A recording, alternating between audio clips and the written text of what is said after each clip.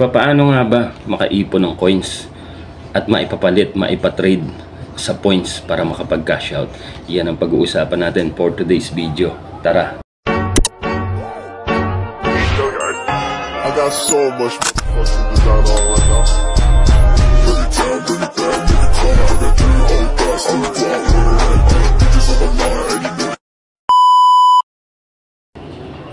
Hello mga kapatid, welcome back to my YouTube channel. For today's video ay pag-uusapan po na naman natin ang nagte-trending na application para sa ating video tutorial na si Pupu Live application. So samahan niyo po ako para panuorin kung ano mga dapat gawin dito sa video.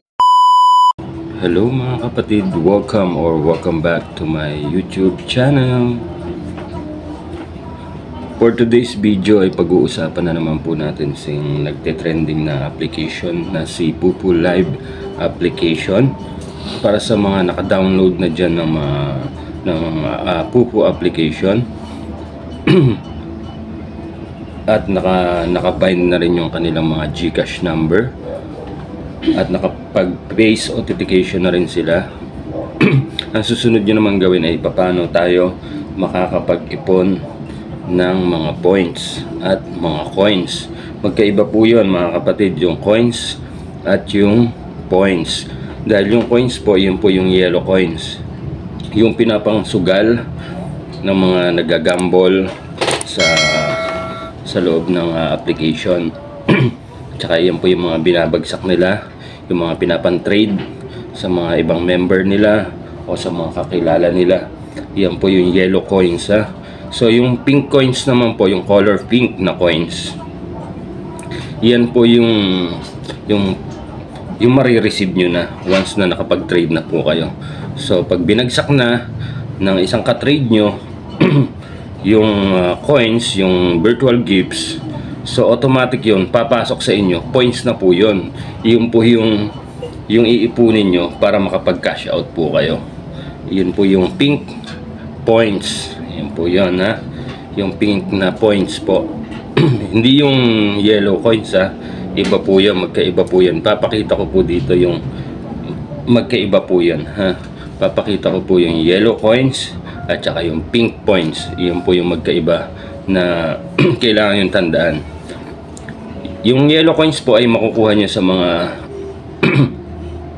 yung mga coins na pang gamble. Yung yellow coins makukuha nyo po yun sa mga fireworks na nasa loob ng mga party live na pupuntahan nyo. Makikita nyo po sa comment section down below yung mga comment ng yung nakalagay fireworks will bloom 60 seconds, so come and get it. Ganun po yun. So i-click nyo po yung message na yun na nasa baba para makapasok po kayo sa ibang party live at mag-abang po kayo ng sasabog o puputok na fireworks. Wag po kayong lalabas doon sa isang party live. Once na naklik nyo na yung message sa baba na yon, nakapasok, naka-enter na kayo sa ibang party live, wag po kayong lalabas. Hintayin nyo po yung 60 seconds kasi 60 seconds po yun, unahan po yun. Kaya wag muna kayong lalabas hanggang hindi pumuputok yung fireworks. Sa 60 seconds na yun, nandun lang kayo sa loob ng party live ng isang stream na pinasukan nyo na may fireworks. Doon lang po kayo. So i-check nyo po yung coins nyo sa baba, yung mga coins nyo sa baba, kung saan makikita yung coins. Dyan lang po sa may click nyo lang po yung gift box sa baba, makikita nyo po yan. Tapos makikita nyo sa gilid coins kung nadagdagan ba kayo. Pero kung hindi po kayo nadagdagan at pumutok na yung fireworks, nakita nyo naman, naghintay kayo na 60 seconds, pumutok na, pwede na po kayo mag-exit doon at lumipat na uli sa mga susunod na may comment uli na may fireworks. Pwede kayo mag-ikot-ikot uli o mag-abang ng may mga comment na fireworks, yung mga makikita nyo sa comment section below. Mababasa nyo po yan once na tumambay po kayo sa ibang stream. Ganun po ang pagkuha ng yellow coins. So coins po yon, yung may ipon nyo na yon galing sa fireworks. And another one is mystery box. Makikita nyo po, makakakuha kayo ng mga coins, extra coins sa mystery box. Makikita nyo rin po yon sa taas ng naka-party live o naka-live, naka-solo live o naka-party live. Makikita nyo po yung mga mystery box na yan doon sa loob ng stream nila. Meron po yung oras. So makikita nyo naman yun eh. I-share ko dito para makita nyo kung saan yun nyo i-click yun at saan nyo makikita. So i-click nyo po yun pag nag 0-0 na po yun, yung oras na yun, yung seconds na yun. 4 minutes lang yata yan eh, yung mystery box na yun. So pag nag 0 na siya, iintay mo siyang 4 minutes. So makakakuha kayo ng extra coins na minsan 40 coins, minsan 10, minsan 20, depende po sa mga mystery box. So 10 pieces lang po yung mystery box na yon. Everyday po yon, 10 pieces. So pagsapit ng 12 AM, panibagong 10 pieces na po uli yon. So sa isang araw 10 piraso lang yon ha. Hindi naman po unlimited yon. So meron ding may limited din yon na 10 pieces lang na makukuha nyo. Sabihin na natin na sa isang mystery box nyo ay makakuha kayo ng 40 o sa isang mystery box, so times yun sa 10, di ba, sa 10 o di may 400 coins kayo, o di ba, malaking tulong din yun.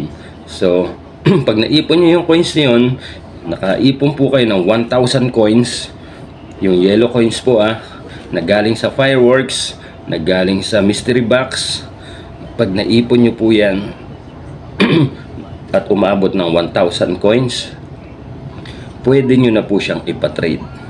Sa kakilala nyo lang din po siya nyo ipapatrade yung nakuha nyo, yung naipon yung 1,000 coins sa mga kakilala nyo lang din po. Kasi mahirap po kasi magtiwala sa ibang katrade.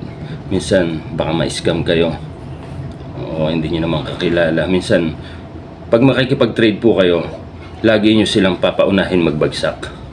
Iyon po yung diskarte doon. Huwag kayo yung una magbabagsak, hayaan nyo muna siya magbagsak, paunahin nyo. Pero kung ikaw magpapatrade, ikaw una magbagsak sa kakilala mo. Pero pag hindi nyo kakilala, nakikipag-trade sa inyo, siya yung paunahin nyo. Wala naman pong problema doon para legit na hindi kayo mabudol o ma-scam. Paunahin nyo siya. So, pag naka 1,000 na coins na po, pwede nyo na po siyang ipatrade sa kakilala nyo, sa ibang tao na na friend nyo. Wag po kayo makikipag-trade sa hindi nyo mga kakilalang mga tao sa loob ng application na Kuku, kasi marami pong mga scammer dyan.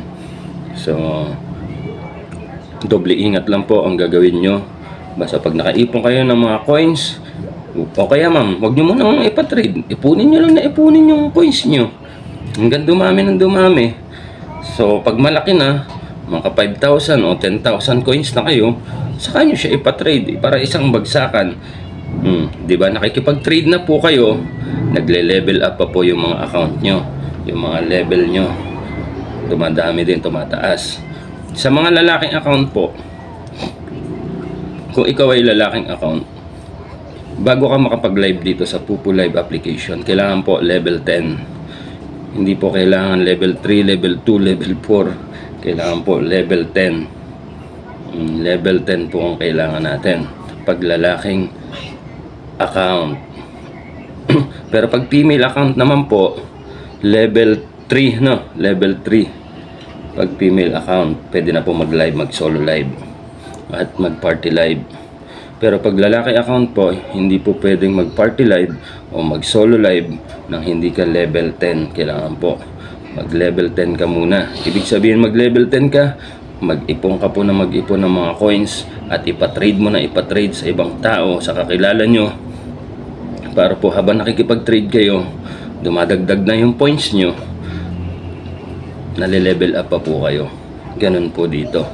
So, malapit na tayo pumunta sa pinaka-exciting part natin, sa mga susunod at sa mga susunod pa nating mga video tutorial na gagawin. Yun po ay ang pagka-cash out. Tuturuan ko po kayo simula sa umpisa hanggang sa dulo, hanggang sa maka-cash out na kayo at makaipon kayo. Lagi ko po kayong gagabayan at tuturuan kung paano step by step ang gagawin natin dito. So yun lang po muna for today's video. Maraming salamat sa pagtanaw. Sana marami kayong natutunan sa aking mga video tutorial hanggang sa mga susunod nating mga video. And that's all lang po muna for today's video. Maraming salamat sa mga ganap. Please subscribe Rocky Pera sa lahat ng mga hindi pa nakasubscribe, sa mga bagong viewers natin, and hit and click all the bell notification para updated kayo sa lahat ng mga video tutorial natin gagawin. Yun lang po. And salamat sa pagtanaw. Amping! I got so much motherfucking design on right now. Every time, bring it back, nigga, come out and do all the best.